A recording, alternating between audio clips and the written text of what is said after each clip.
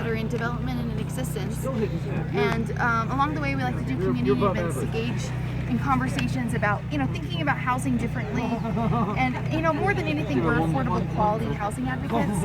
And what we're finding is there's a lot of communities that are creatively addressing their housing issues by using tiny or micro housing.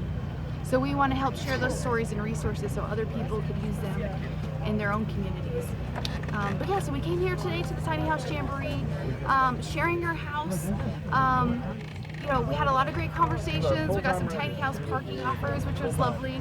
And we're at the very beginning of this trip, so we're like a month in to the 2-year trip. We made it specially out here to Colorado just for this. And the great thing is we learned all the wonderful tiny house happenings in Colorado. In Walsenburg, Colorado, Sprout Tiny Homes has worked for 2 years to update the zoning ordinances there, and this fall they're breaking ground on a 30-plus tiny house community. That is groundbreaking in tiny house world. So we are going to be coming back in a few months for at least a month to document all the wonderful happenings here. Is there anything that stood out so far in your short venture? I'll tell you about our first stop.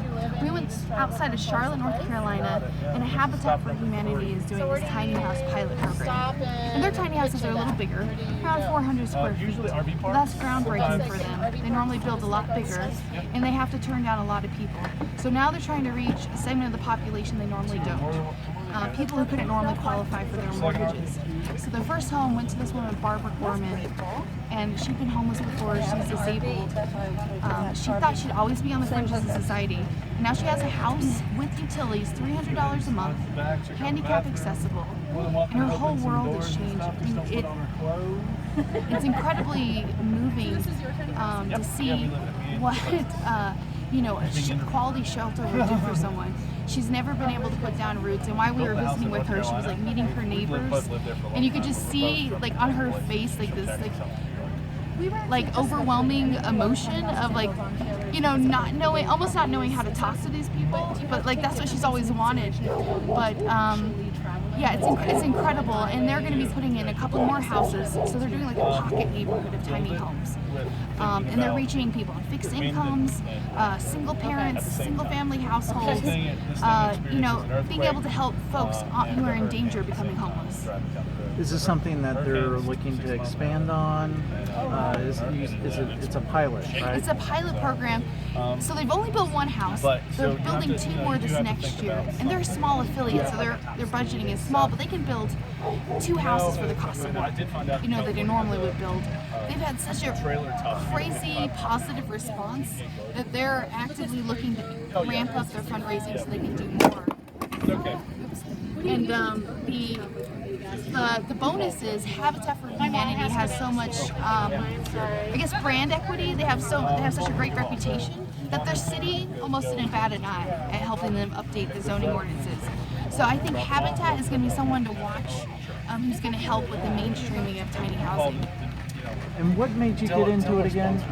That made you decide to go on a 2-year kind of expedition here? Sure. So I was in a place in my life looking for a major lifestyle change, and tiny housing really resonated with me. So I wanted to build my own. But as I was researching, I started learning about these projects around the country. I was really moved, and I've been itching to get back to my filmmaking roots. I've been in marketing for a little while.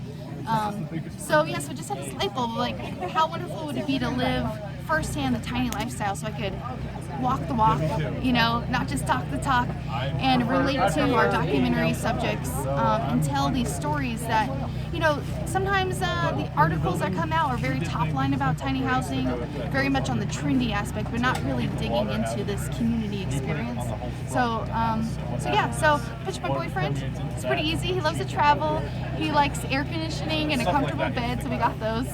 And and so ever since we've been on this journey and making it happen. And you guys, I heard you have some kind of sponsors. Yeah. So how did that happen? And what do they do for you? So yeah, we have a lot of wonderful sponsors. This is the benefit of having the marketing background. So I was able to approach some folks and say, hey, I got this great opportunity about, spreading the word about what you guys do, and someone that I think could relate to the tiny housing movement. So a few of those folks are U-Haul. They gave us a truck, and U-Haul is very DIY. So our thing is you build it, you haul it, and for folks who only want to move their house once or twice, it's a great option. Another one is our local Habitat affiliate, and 30% of our house came from Habitat Restore and the connections that they gave us. Thomas Elsner Carpentry is a wonderful craftsman, and he's a good friend of ours, so he let us build on his property. He mentored us. And is now starting his own tiny home business, so it's great. And actually, that business is helping him spend more time with his family. So it's a really wonderful sponsorship relationship there.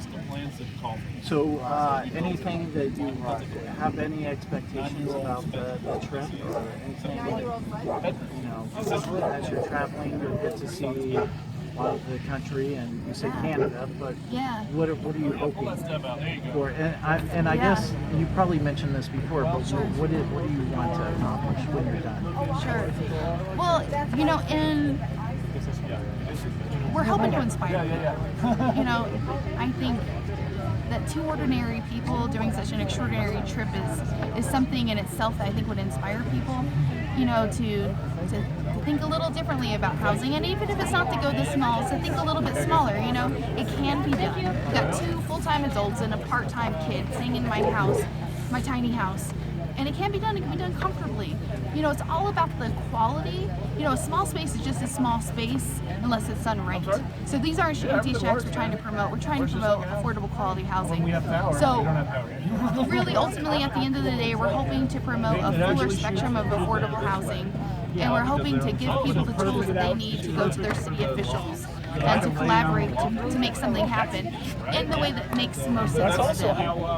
Where can people find you and follow you and learn more about what you're doing? Great.